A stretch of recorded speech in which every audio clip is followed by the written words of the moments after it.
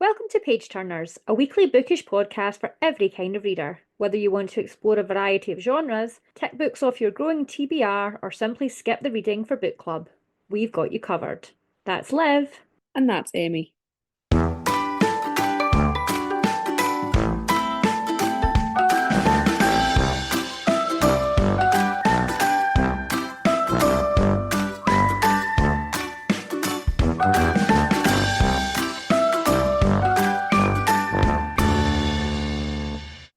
Oh, Hi, we're back.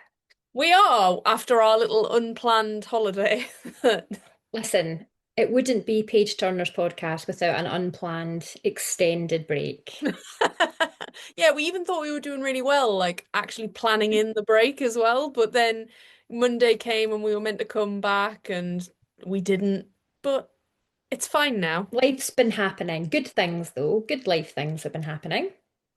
Yeah, no, I suppose so. When those numbers go up, we'll take less breaks. Do you know what? She speaks the truth. She speaks the truth. How have you been? Gosh, in what, almost a month? I've been all right. Yeah, been on holiday, been back for a long time. It's autumn. It's the season of being cozy. Yeah, as I'm if desperately trying to cling on to that. It's not actually that cold here, so I'm wearing a jumper and I'm sweating at the moment. But yeah. also as if we didn't notice by your beautiful background. My extremely real background. Not that the light's coming in from this direction or anything. I think with backgrounds that could potentially be real, yours at least, the right-hand side with the bookcase, that's kind of convincing. It's Mm. definitely the fake pumpkins in the bottom left corner that are giving you away. So Now, what do you mean? What do you mean? we don't know, Jesus. Have Yeah. you been?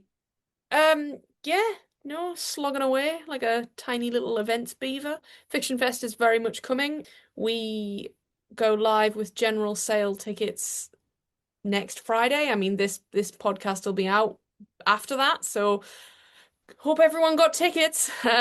Woo.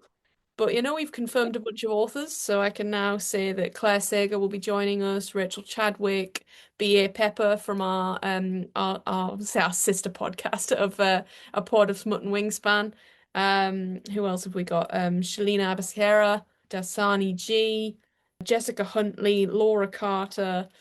Sorry, everyone else. Sorry. I think I missed off. Lots of other people. Yeah. Give us a little bit of an insight into the decision-making process when you were kind of looking for the authors to approach, because you are looking for specific, not just specifically traditionally published authors, is that right? Yeah, no, we're hoping to have a nice mix of traditional self indie. Yeah, the decision process, God, it was so hard. I mean, Ellen and I were very much like, who are we to decide whether somebody deserves a place here or not? We've also got a range of different people with different social media backgrounds. We've got people with less than 1,000 followers confirmed as authors. So, I think it wasn't a huge decision making. I think we had to do multiple genres, and of course fantasy and romance was our most difficult category because every bugger writes one, me included. So, I think as well talking about different kinds of fantasy. So, and then people were very good to give us their like websites and things so we could go and see what they'd written. And yeah, I think it just had to be things that like spoke to us. There were some authors that I wanted that Ellen disagreed with, and ultimately some of them were not put through, which makes me very sad because I think one of them will be massive. But I think the authors we have are amazing, and we're still in the process. Some authors got waitlisted, so they are sort of on a list. So when we do our next job lot of like what space have we got, we can call on them. So hmm hmm And this could be the first of an annual thing, so maybe not this year. You're never going to escape. This is going to be your life from now on. what I love about that is I'm never gonna write this book, Amy. My book is never gonna be finished because I'm just gonna consistently find things to distract myself with. hmm What about like do you find it useful to like do because I know that some authors find it useful to do like an almost writing retreat, like just remove yourself from everything. That would be really useful. I'd love to do that. If anyone's listening Hmm. and wants to invite me on a retreat, Mm. then yes, I'd love to come. Yeah, I think I would have to go with other writers though, because otherwise I'd just be really lazy and not do it, and we'd have like dedicated like time to be like go and write and Yeah. yeah. But yeah, Yeah, you need that presence of someone else doing it as almost like a kind of, I guess, encouragement to do it yourself. Yeah, I see exactly. that. Yeah, Mm. I would like that very much. Mm. Well, I can't offer it to you or anything, but I just wanted to ask you. Well, no, I think you should write a book so that I we can go on a retreat specifically to write. I would write about 50 books and none of them would be finished because that is how my brain works. The whims of the tides, the wind changes on a dime. So there's no way. Yeah, yeah, I feel that. I feel that. Mm, Anyway, hmm what are you currently reading? Do we have any book news other than Fiction Festa's impending author announcements and ticket I sales? think probably the biggest book news is what I'm currently reading, to be honest. That's all I see. Yes, that is fair. Why don't you tell us a little bit about that? So one of us had to be reading it, right? I am reading Alchemized by Sen Lin Yu. It is 1,000 page epic. I am 76% finished. Amy, fucking hell. Yeah. I've not been sleeping very much. It's one of those books that when you read it, you want to read it in great quantities at a time. But I don't know if you experience this or if this is just something I kind of can't articulate particularly well. But sometimes when I read too much of a book at once, I almost get like feel like I'm hungover.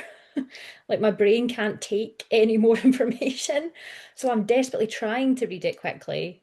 But I then think, actually, did you remember anything you just read those past like two chapters? Yeah. No, go back. So, yeah, you've got to be quite disciplined to read it. The magic system is very involved. The world building is very detailed. Mhm. Um, they have done a fantastic job. It's very dark. Believe what everybody says. Everybody's talking about the trigger warnings, the content, how upsetting a lot of it is.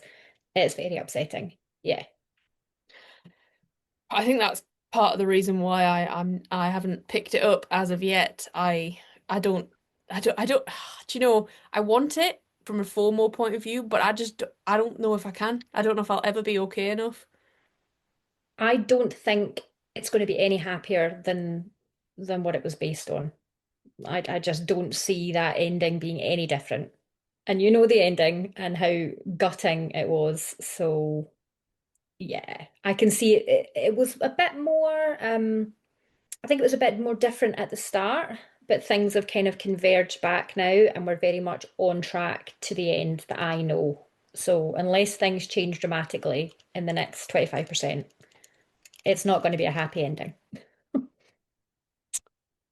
Fun. Yeah. But I'll let you know when I finish it. Well, excellent. Yes, thank you. What are you reading? Before I tell you what I'm reading, I've just potentially a little bit, maybe a little bit of book news, not crazy news. The adaptation of Thursday Murder Club was out about a month ago. Don't watch it, it's an absolute pile of shit. Yeah, it's one of Rudy's favourites as well. He was really looking forward to it, and we've not watched it yet because all the reviews and everybody we know who has seen it have got nothing positive to say about it. So, Oh, I mean, I could say positive things about it. Celia Imrie is wonderful. Ben Kingsley is amazing. Pierce Brosnan is good, but he's wrongly casted. And hmm fortunately, the whole film makes it all about Helen Mirren when she's not the main character, Joyce is. Oh, But I don't okay. know whether that's intentional or that's just Helen Mirren being a fucking boss on screen. She does take over a scene. She does. She's very captivating to watch. Uh, yeah, don't know. Yeah, Yeah, we haven't watched it yet. We keep going to watch it, and then we're like, oh, let's just it, imagine it's good. it's tough knowing that a film is potentially going to be disappointing because you don't want to waste that time of like that hmm 2 hours or whatever of watching it of like, well, we could have been doing something else. Um, hmm I don't know. I think I expected more of it, more from it, and they changed the plot, which makes no sense to me. And Oh, really? Hmm, that's weird. Wouldn't imagine they would have to. right? No, they I don't know why, and there's no reason to why either, but yeah. Oh, okay. Yeah, I had a look and it doesn't particularly appeal to me to read something that, as you say, isn't getting very great reviews. That's really surprising they changed it because Richard Osman he started out in television. So, Mm, and not even in front of the camera, I don't think. no. So you would think he would write in a way that could be adapted quite seamlessly. But Yeah, obviously they and don't feel like that. the Hmm. things that they've changed are story Yeah. elements rather than Yeah. like location or whatever, or Mm. something you could Hmm. maybe understand to be like, okay, well, clearly they couldn't get there, or clearly they Yeah, didn't yeah, have yeah. money for that or whatever. But yeah, Hmm. pile of shit. One star. Yeah, Um, so what are you reading? Are you reading anything? I am. I am reading Sucker Punch by Laurel K. Hamilton, book 27 in the Anita Blake Vampire Hunter series. I have four books left, including the one I'm currently reading. Would you like to tell us anything about it or no further questions at this time? It's all right. The Good last enough? the last couple have been okay, but yeah, we're nearing the finish line now. We'll be finished by the end of the year. Done. Something's There keeping you me go. there. Yeah. And the fact you don't know what it is intriguing. But great. I can't wait for you to finish it so you can finally announce that on the podcast. We can Yeah, all celebrate with you. excellent. I can't wait to finish it for me to finally be able to read other books.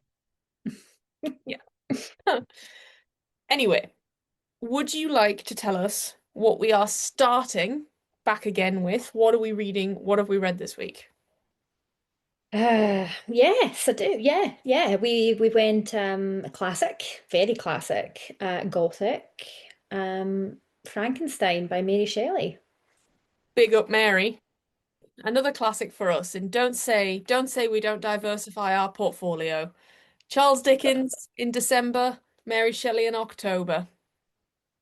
Only nearly a year between them, but we do them multiple times. You can't say that we don't. Trigger warning me, Amy. Okay, so we have death, violence, murder, child death, and abandonment alongside themes of grief, emotional abuse, mental illness, physical abuse, torture, bullying, and really just outdated language and ideas. Cool. Yep.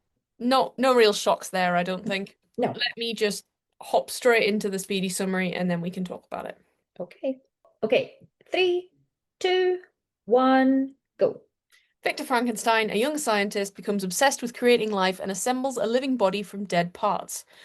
But when the creature comes to life, Victor is horrified at what he has created and abandons it. Rejected and alone, the creature turns bitter and murders Victor's little brother, framing their servant Justine, who is executed for the crime. The creature demands Victor make him a female companion, and Victor complies. He begins but destroys it, fearing that they'll reproduce. In revenge, the creature kills Victor's best friend Henry, and on Victor's wedding night also murders his bride Elizabeth.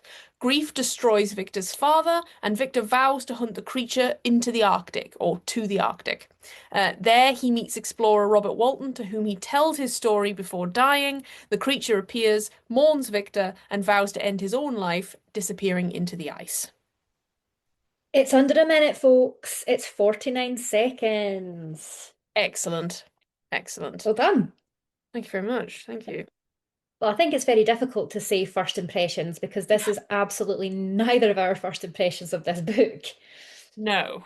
I mean, obviously Frankenstein is crazy in pop culture. Like Frankenstein, Frankenstein's monster. There are Mhm, incarnations of both throughout so many different films. mhm. The film Young Frankenstein with Gene Wilder, or ranging all the way to James McAvoy portraying Dr. Frankenstein in a sort of Guy Pearce inspired Victorian type Mhm. adventure horror with Daniel Radcliffe as Igor, his trusted assistant. Mhm. Then also my potential favorite portrayal of Frankenstein's monster in Van Helsing with Hugh Jackman, but he's not. Mine's is Penny Dreadful. Ooh, I think it might be Rory Kinnear that plays the monster in that one. that is great I think so. casting. Yeah. Not Mm. suggesting that Rory Kinnear looks like he's been made up of multiple dead body parts, but just great casting. He does it well. He does that sort of tragic story really, really well. Um, Nice. Yeah, mm. I mean, everyone knows throughout, everywhere that ultimately the main storyline is that Frankenstein, the doctor, is the monster, not the monster is the monster. So, how are we going to do a fresh take on this? I'm not entirely sure. I don't even know if we can, to be honest. I don't. Have Sorry, go on. No, no, I was going to say, had you read it before? No. And No, no, no. if any of my ex-lecturers are listening, no, you're not. And yes, I did read it before. Yes, I Um, did. Yes, I did. but no, I haven't. I was meant to, and I didn't. Um, there's a theme through most of my life. But honestly, I enjoyed it. I thought it was good. I thought it was a bit wordy in Yeah, I parts. was going to say, I don't think it was necessarily the most accessible book I've ever read.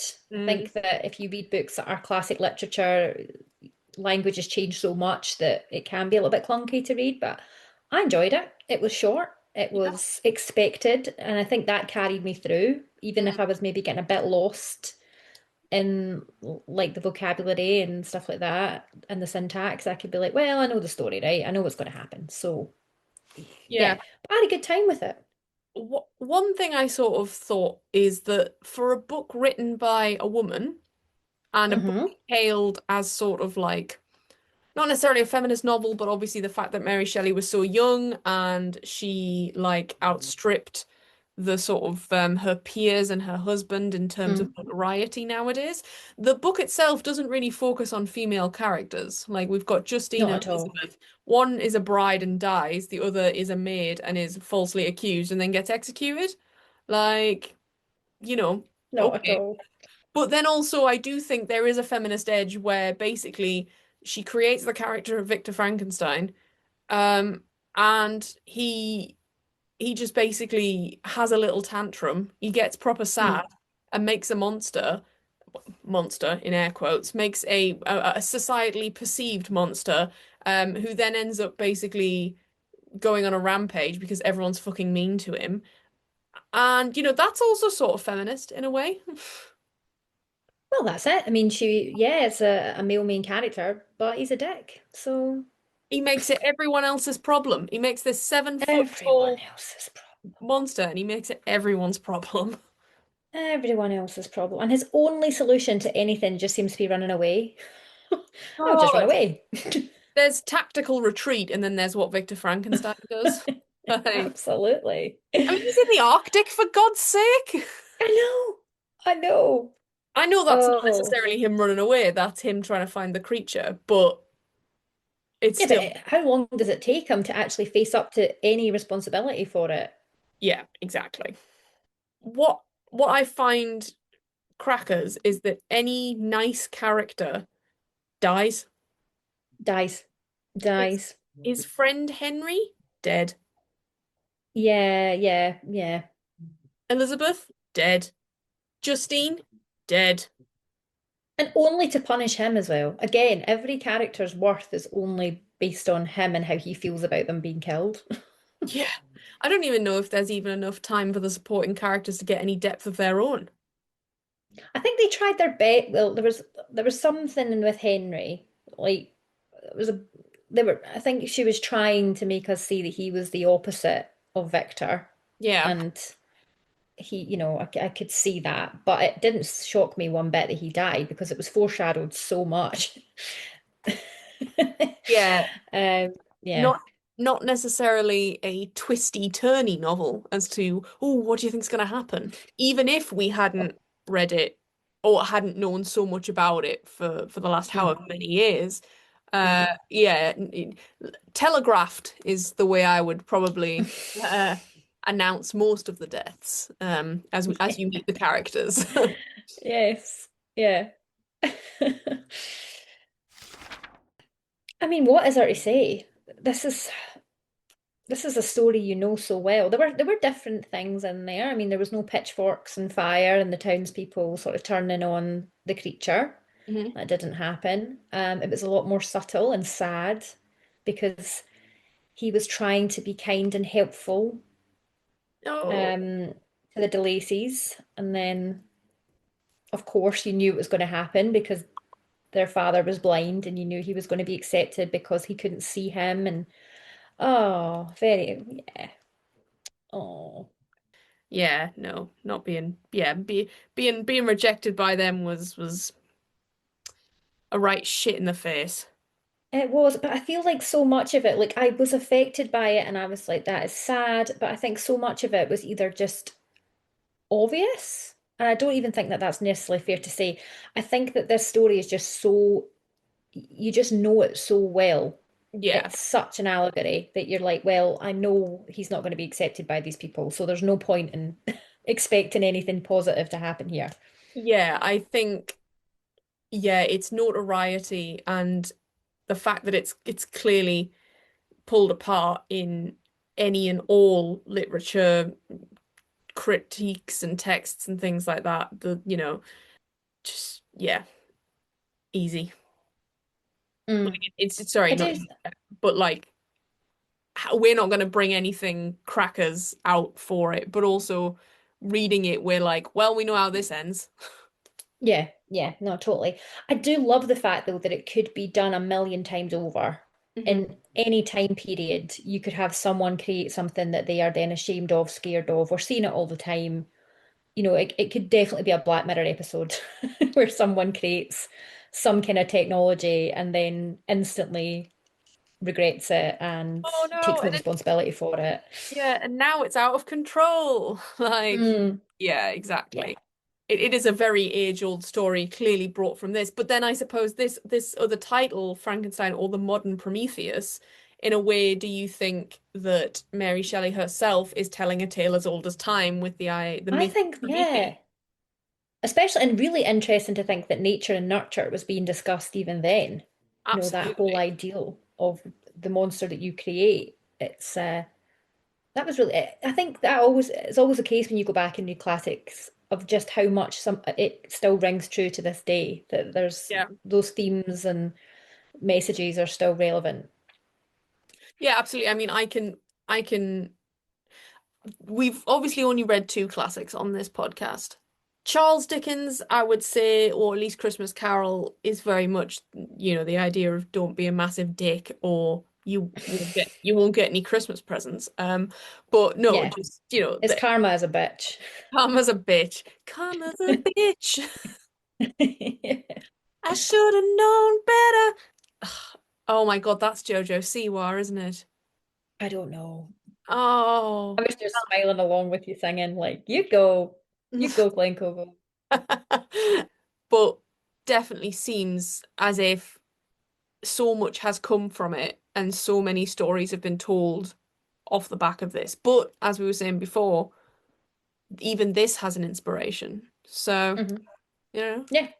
It did make me smile reading it though, because the whole time I just kept thinking of how much why it's on a syllabus, like why it's in like English literature, because it's not so much heavy-handed, but there are very clear examples of technique, like pathetic fallacy is there in spades.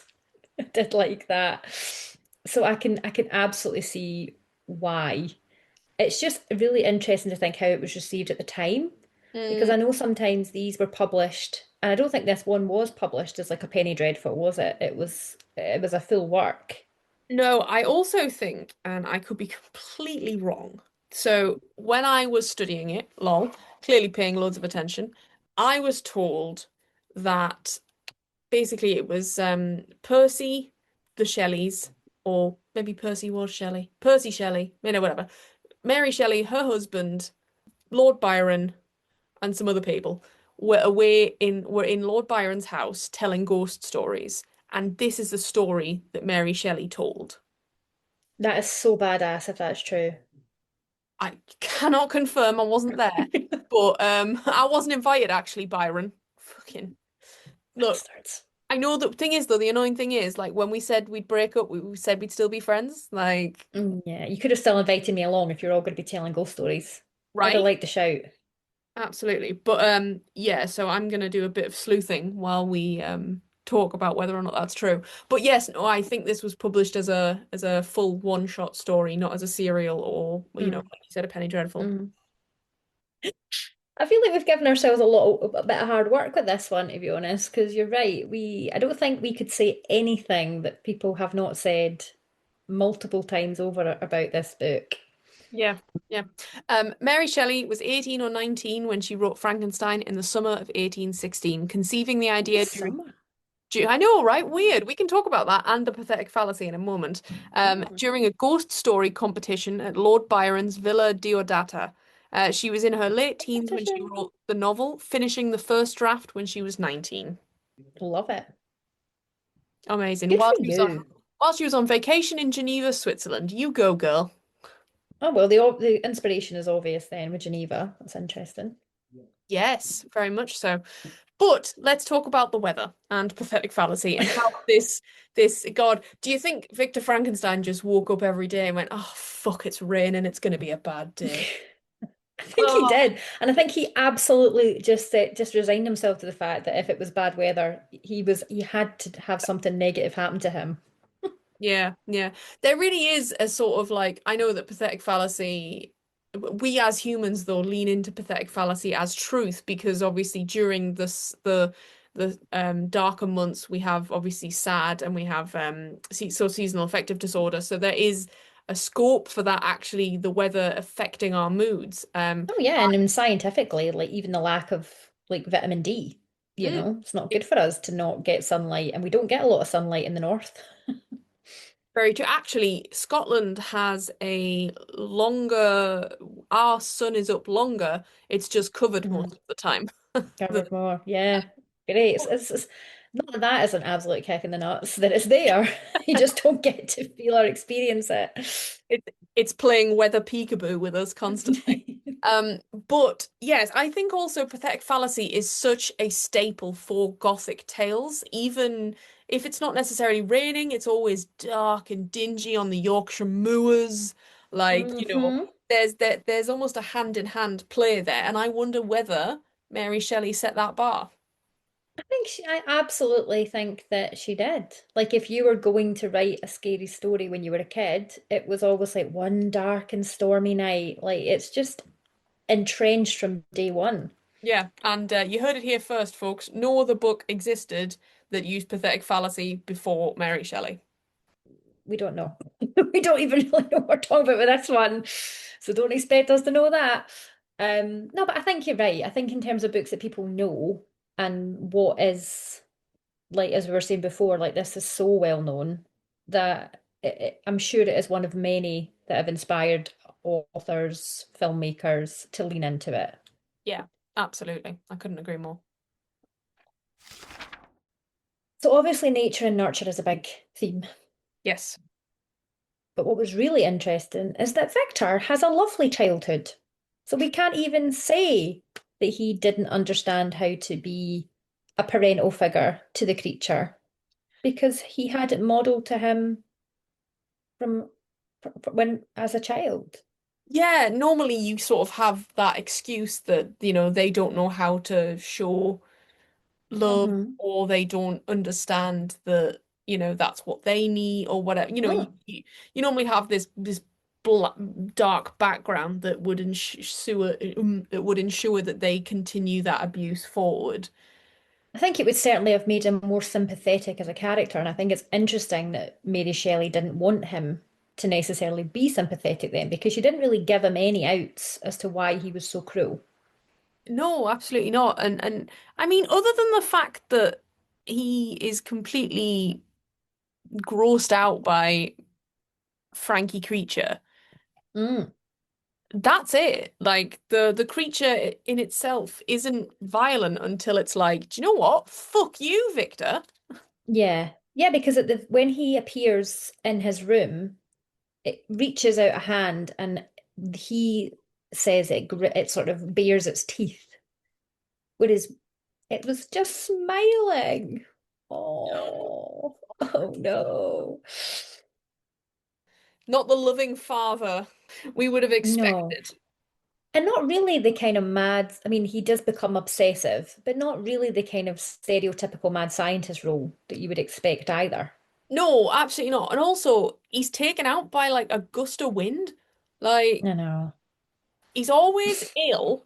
He's just so Oh, that is a common theme though in classic literature. Like they end up having to it's like they have a fever that runs for like 3 months. yeah. Yeah.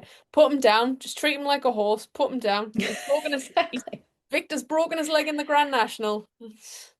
Honestly, if I was out for any minor inconvenience, I'd never be off the couch.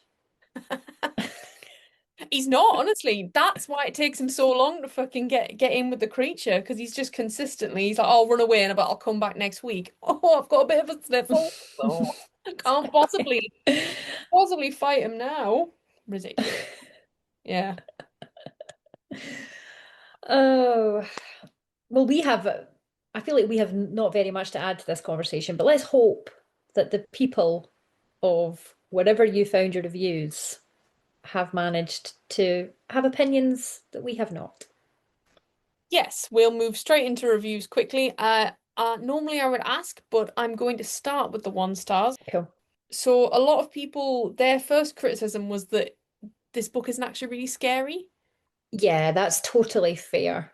I think though, and we will see how this progresses in the coming weeks as we maybe potentially delve into some spooky books of our own. But Mm. I think it's generally considered that a visual medium for scary films is easier to spook Hmm. than potentially a literature medium. I mean, you wouldn't agree with the one about things that go bump in the room. Yeah, instance around the house. I've read a couple of books that have got under my skin. I've read some really creepy um scenes. This is one of those things though, like if and we've talked about this before as well, that who is the true monster? We know that it's not the creature. So yeah, it's not a classic horror in that way. It's not trying to be, I don't think. That is a great shout in that, yes, we've talked about it earlier in the pod by saying obviously we know what to expect with the creature or how the creature's treated because he's the monster, but we know he's not the monster ultimately. But because we know he's not the monster, any sort of tension that Mary tries to build in us thinking that he might do something monstrous without provocation Hmm. is completely gone. Hmm. I wonder whether it was ever intended to be a horror story.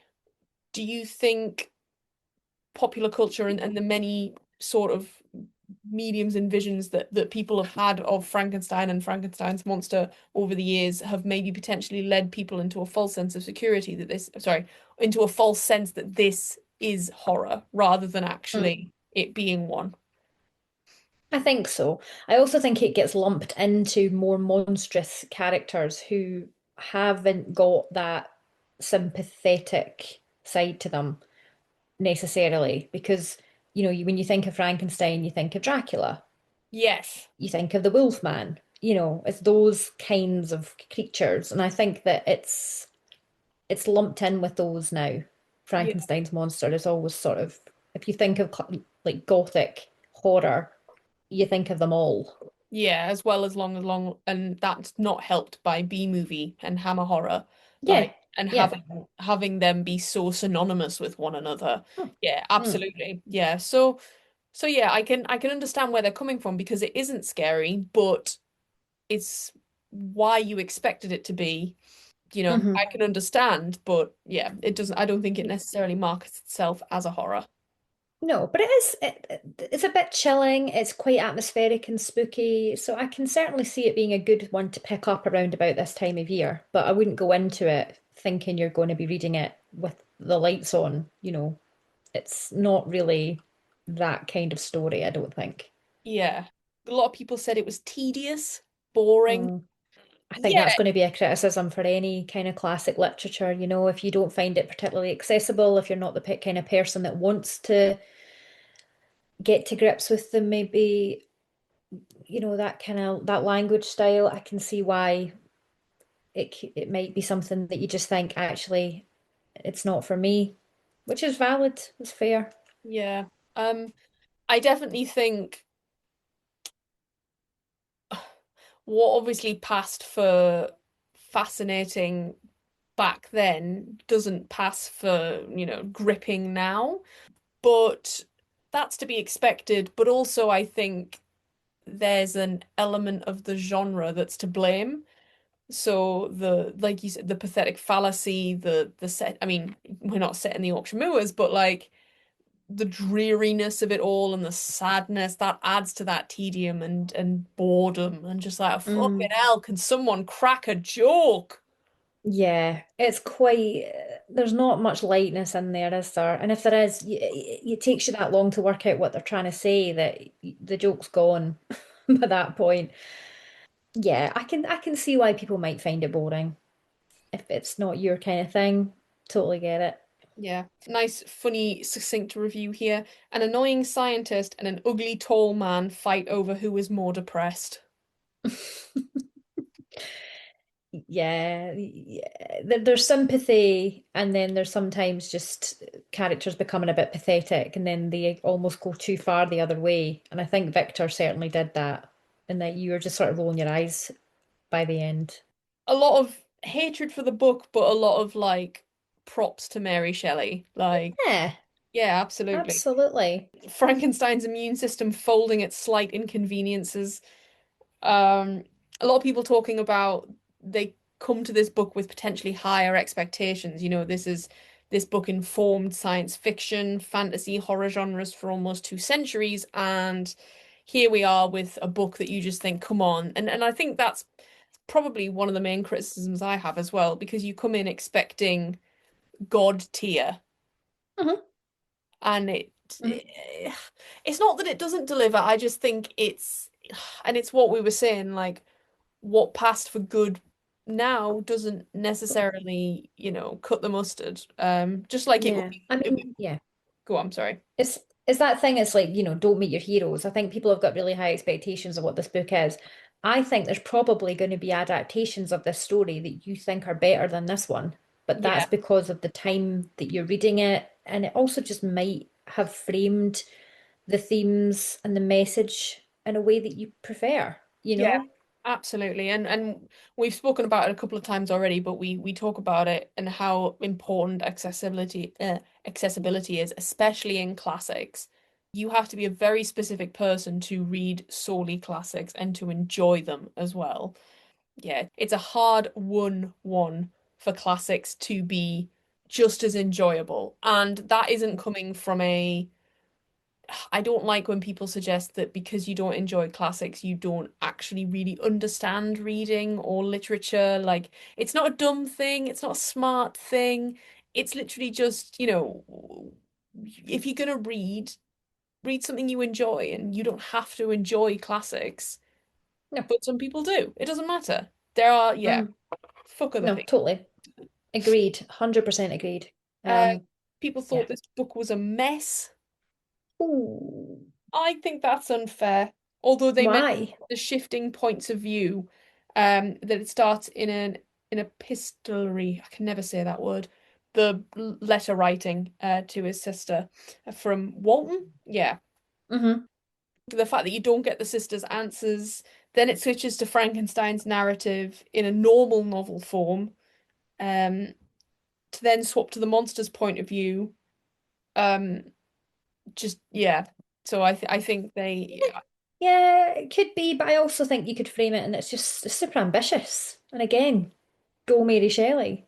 Like she tried to absolutely do something that I don't know. I have absolutely no authority to comment on whether or not that was common at the time to do all that, but it's not that common now. no, So absolutely not. I mean, probably for good reason, but. Uh, and the last one, this wordy, florid, incredibly self-indulgent piece of self-pitying teenaged angst caused more real Uh, pain to me, the reader, than the entire pain claimed by the small cast of characters. Oof. I mean, that's beautifully worded, but mm. they go on to speak about the fact that there is no real classic horror. Nope. Yeah, It's they angst. It's angsty. That's what it is. yeah, actually moving on to that and for us to talk maybe potentially about the queer themes that are inherent within this novel. Mm. Before we move on to the 5 stars. But yes, there is a lot of angst and a lot of yearning, A not lot of necessarily yearning. not necessarily the type of romantic yearning you would expect between two characters. Obviously, the creature's yearning to belong, but also sort of the yearning for yearning from Victor for the creature, but the creature he intended, not necessarily the creature he Mm. has. Um, Also, Walton is super gay for Victor Frankenstein. Super gay. Yeah. Super gay. I mean, they pull him from the ark. He's very like frozen or whatever. And No, what a shock. It was being pathetic again. yeah, what a shock, he's fallen over. Um, and yeah, basically he writes in these letters to his sister. He's got like luscious eyelashes or some ridiculous thing. Like, oh, He's descriptive. his Hmm. his cock's massive. Like,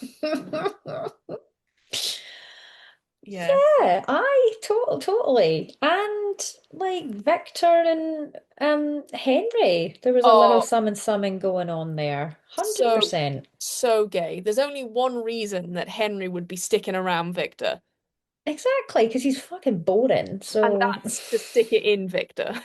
totally. Oh, Absolutely. Yeah, oh yeah. And the guilt, the guilt around like his oh, creation and like the fact that he just decides to destroy the female monster that he creates. We see you, Victor. We see yeah. you. Doesn't want them reproducing. Oh, Disgusting. Disgusting. You don't want your creature having sex with anyone but you, mate. that's it. It's Oh it, yeah, totally. it's a big stretch when we realize here it is. This is our new take, is that Victor Frankenstein's not actually trying to conquer life. He's just trying to make himself a big old sex doll. That's it. He's just ahead of his time. There's no internet to order one on, so he's just thought, leave it with me. And Hold my beer. he's fucked all the pies he possibly can, so He's fucked them all. that's why he's always so ill. Uh, he's just Right. having a big wank. He's just taking some time out. No, Uh, yeah, it's not the fact that he's ill. He's always like, oh yeah, just ill again. He's just just cranking them have to out. go upstairs. Constantly just cranking them out. Oh my God, I Is didn't it? know this. There are 80,000 reviews, but there are 1.7 million ratings of this book. Wow. That's insane. Wow. And that's obviously just on Goodreads, but yeah, obviously we don't necessarily love Goodreads. It's just very easy after No, reading this for the it's it's the it's a good source for that kind of thing. Do we have any 5 stars? yeah. Yeah, we've got people absolutely fangirling, fanboying over it. Like a lot of love for Mary Shelley as well. I feel like the I'm love for okay with Mary that. Shelley almost overshadows the love for the book, Mm, which in a way hmm makes me think that maybe it's not the book they love, maybe it's just the writer. Um, they were talking about the emotional sort of like turmoil that the monster goes through and how much love they have for the monster and sort of how well written that was in terms of emotional hmm dev devastation.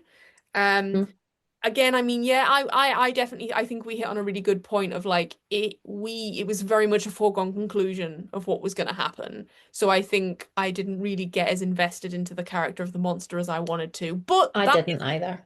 that isn't the book's fault, I think. That's probably our fault together as a two for not reading it earlier. Yeah, I mean, if you didn't have all the other stuff that we know and the fact that it's such a well-known story, then it maybe would be really sad and surprising how he's treated. But it's not, so it's as you say, it's quite difficult to really sympathize. Yeah. This one review says that they think the novel has been distorted by the misrepresentations and adaptations about the nature of Frankenstein and his monster. Yeah, yeah. I So agree. You're probably yeah, looking for stuff that's not there. I was, well, not looking for it, but I was expecting things to happen because I really did think there was the burning scene, mm, where the town descend on, I think it could be a church in some adaptations. I'm not sure what it always is, that with is the pitchforks. that is the first opening scene to Hugh Jackman's Van Helsing because Well, Frankenstein is escaping from Dracula's castle, um, and the creature is either ahead of him or behind him or whatever. And yeah, they go. It's a windmill. a And windmill. then the brides Yeah. come and Dracula's come, but then all the villagers have like pitchforks and everything, and it's done in black and white. Yeah, insane, insane. Love it so much, so great. But it It's such a great film. doesn't pretend to be all about Frankenstein. Again, No, it no. does what it does. It groups Frankenstein, Dracula, Wolfman together. Mm-hmm. You're so Um, smart. what can I say? But no, I think that is it. Like I thought, like 'cause that's an expression, isn't it? Like grab your pitchforks, like that idea of like the public outcry. And I honestly thought it stemmed from this story. It doesn't. Nope. I suppose they probably just thought about the DeLacy's on a bigger scale, right? And assumed that anyone making it wouldn't, so anyone coming into contact with the creature would ask questions later, you know? Mm, Um, hmm a really good point is did Frankenstein scare me? Did it have me staying awake, sleeping with the light on, jumping at every creak? Was I terrified of the monster and technology and the dangers of playing God? No. But the beauty of this story is that it isn't the one so many people think it is. So I think it's not a Halloween story with Halloween monsters. It's heartbreakingly sad. Philosophical exploration, which makes sense as to why you and I are a bit like, hmm um, Meh. A lot of they like the allusions to sort of religion and Genesis, and Yeah. the relationship between creator and creation. The painfully Mm, human part of this book that's always so deeply affected me. Um, and how human the monster or creature is mm, ultimately, and how every adaptation's made it into this actual monster who's sort of a creature by being called creature, I suppose. But hmm yeah, no, the idea that this monster, because it's made up of different human parts and it thinks like a human, but is not treated like one. Did feel like it kind of got glossed over quite quickly how articulate the monster creature was. I know that we got the explanation that he listened to the DeLacy's talking and learning to read, I think, Yeah, and absorbed it that way, which I'm like, yeah, sure. But it's Hot Frosty all over again. Whatever Frankenstein sees on the television, he can replicate and do. he can do it. He can do it.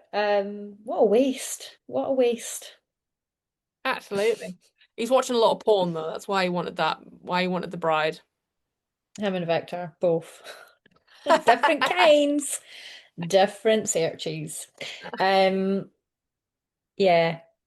Yeah, that's interesting though that the person actually liked it because it was what they didn't get what they thought they would get from it. That's really interesting. Yeah. And obviously it happens all the time, right? Like everyone's always going to have the opposite opinion. Or like there are, you look I mean, I didn't really look that hard for the 5 stars, but you know, the fact that somebody's like, "Oh, this isn't what it's supposed to be," versus, "Oh, this isn't what it's supposed to be," and I'm glad about that.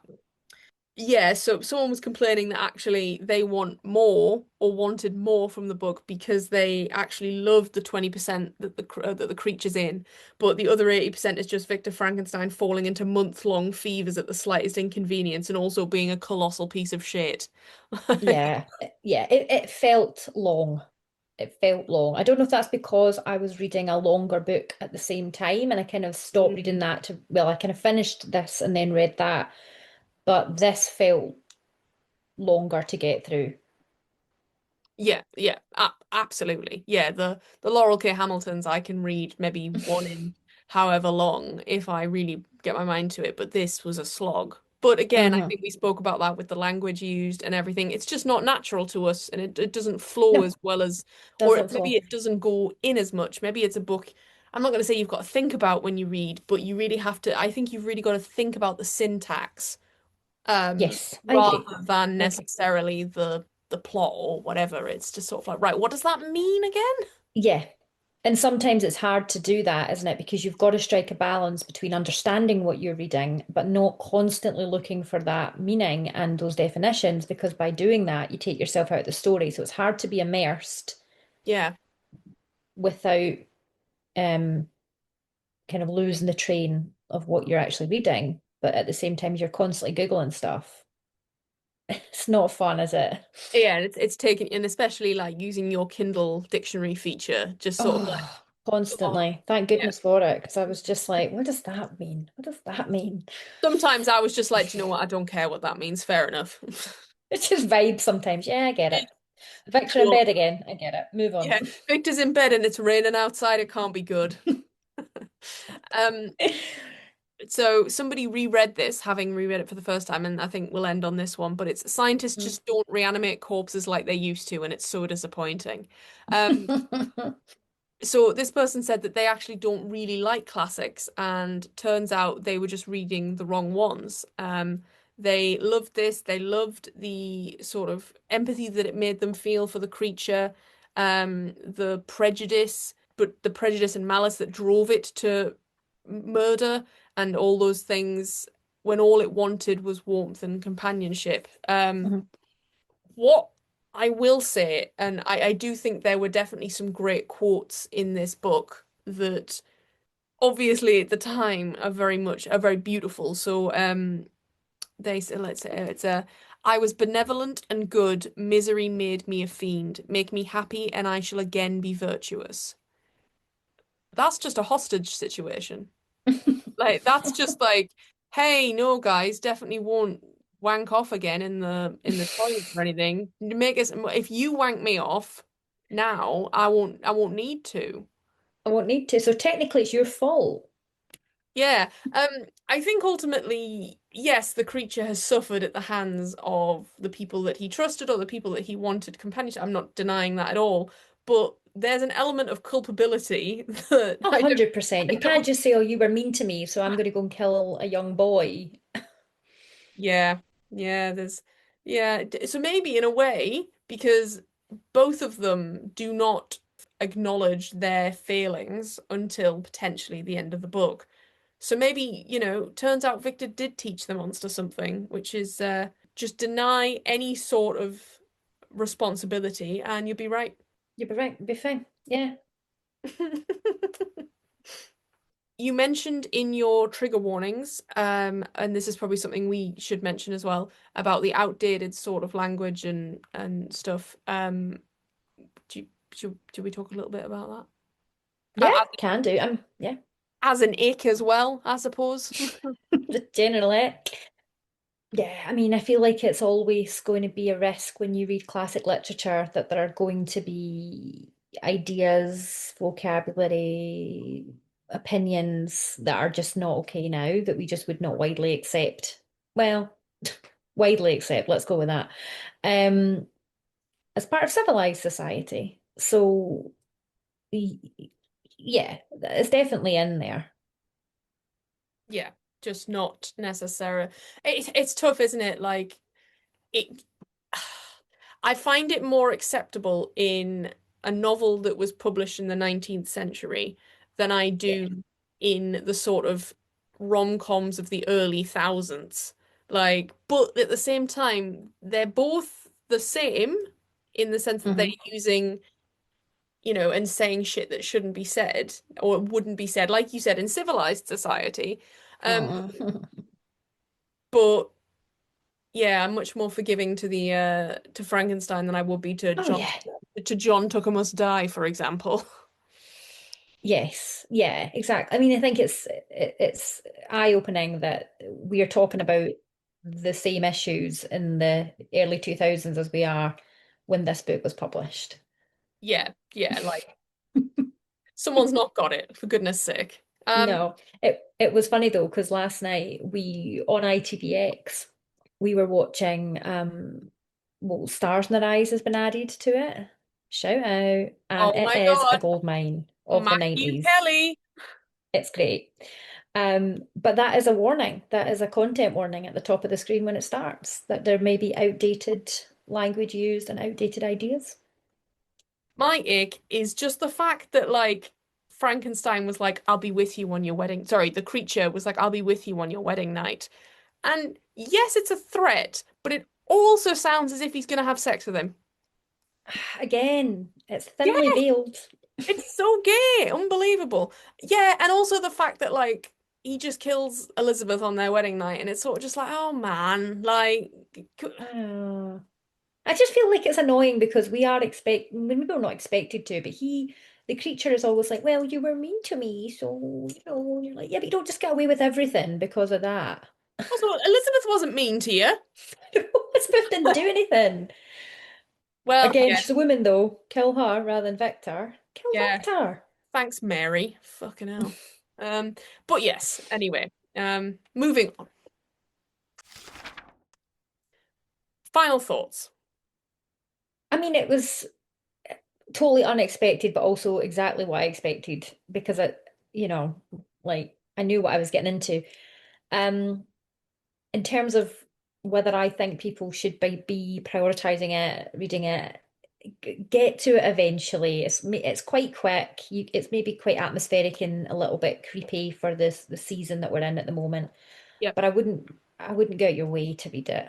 Yeah, we're going into autumn and we're going into Halloween month. Like, no rush. There's better books to No read, I rush. suspect. Um, Watch Van Helsing. It's a great oh, time. well, I'm so excited to watch Van Helsing. To be fair, I Mm. watched Van Helsing outside of October anyway, because it's just Oh, great. me too. It's just Um, great. And watch Penny Dreadful. I mean, that's a longer commitment, but it's also well worth it. so good. Um, yeah. Uh, Books like it, I think I just need to get the name of the author.